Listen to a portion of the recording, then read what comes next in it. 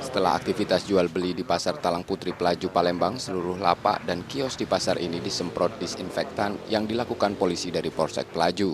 Tiap sudut lapak dan kios pedagang menjadi sasaran penyemprotan.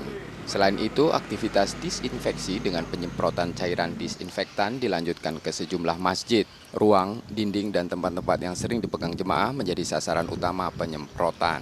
Disinfeksi dilakukan sebagai salah satu pencegahan dan menekan penyebaran virus corona terutama di kawasan Pelaju.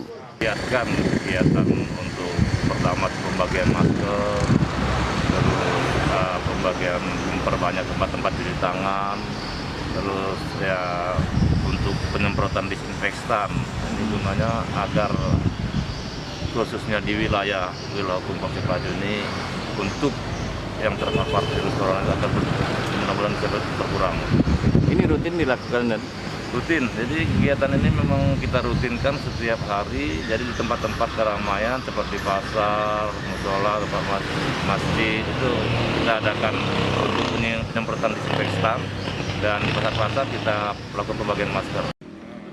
Disinfeksi rencananya terus akan dilakukan di sejumlah fasilitas umum lainnya dengan terus mengkampanyekan penerapan protokol kesehatan pada warga meski vaksinasi COVID-19 sedang berjalan. Yudi Kiswanto, Kompas TV Palembang, Sumatera Selatan.